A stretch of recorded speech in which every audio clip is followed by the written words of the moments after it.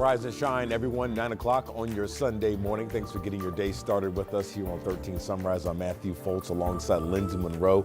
Hope you have been enjoying this weather this weekend. I know, some parts of central Indiana are still cleaning up from Friday's storms, while others, are kind of getting out at the track. Yesterday was a windy day, but today should be a lot better if you're heading out this morning. Exactly, and we need the wind to calm down. We had 30-mile-per-hour gusts. It certainly had an impact on the timing of those qualifications yesterday. So we are now into day 2. We'll talk about your forecast for the Motor Speedway, but first a look at the bigger picture and how this is all going to play out. We've got this stalled boundary now down to our south, and we have this storm cluster in central Missouri, which is now starting to dissipate as it tracks off to the south.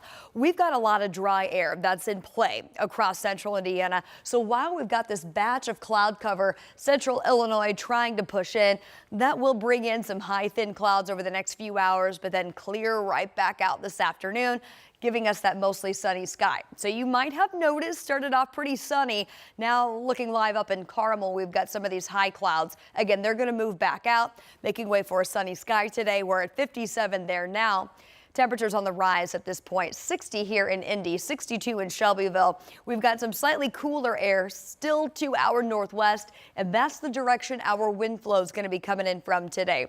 So not only is that going to continue to reinforce some of that dry air in place across central Indiana, it's actually going to become a little weaker compared to yesterday. So that is some good news. As we get practice and qualifications underway later today, we'll be at 73 during that 4 o'clock hour, and then eventually rolling on through 6 p.m. 74, which will be your forecast high temperature, which is exactly where we should be at this point in the season. 72 in Muncie, 74 in Indy is the average high. And believe it or not, this is going to be one of the warmer days in the extended forecast. We've got rainstorms, some cooler air that's going to settle in for the week ahead. We'll talk about those changes coming up in the full forecast. All right, we'll see you then, Lindsay. This morning, Metro Police are investigating multiple shootings from overnight. Right now, you're taking a look at some of the scene of a shooting near Monument Circle and East Washington Street last night in downtown Indy. Metro Police say officers responded to the area just before 11 last night. Once on scene, officers found 2 juvenile boys with gunshot wounds. They were taken to the hospital in stable condition. Metro Police also finding a 3rd victim later on who is also expected to recover. We will not have this going on. We will continue to invest in technology and other means to prevent violence and to remove those individuals committing that violence. Now, police tell us they did detain a person at the scene, but it's still not clear how they're involved in this shooting at this time. And Metro Police say the second shooting happened about 20 minutes earlier, this time on the city's northeast side. Police say they were already on scene of a block party when they heard gunshots near 29th and Dearborn Street. That's where they say they found the man with gunshot wounds. He later died at the hospital. Police say another victim was taken to Community East in stable condition. No word yet on potential suspects in this case.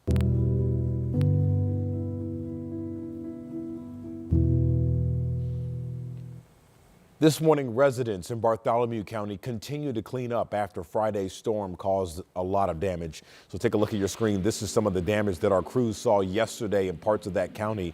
Fallen trees, debris, knocked down power lines, and also blocked many roadways. The sheriff's office confirms with 13 News that no one was seriously injured, but there is still a lot of work that needs to be done to get the community back on their feet. We're very lucky.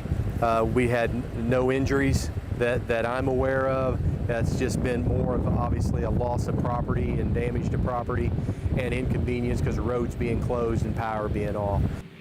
Sheriff Chris Lane, you just heard from, also tells us that he wants to remind drivers to give crews space as they continue to work throughout the day as well as this week. Meanwhile, over in Brown County, we're told a horse died and several others were hurt in the storms. The Department of Natural Resources tells us the Horsemen's campground got hit in Brown County State Park. That area, as well as the horse trails, are now closed, but the rest of the park is open.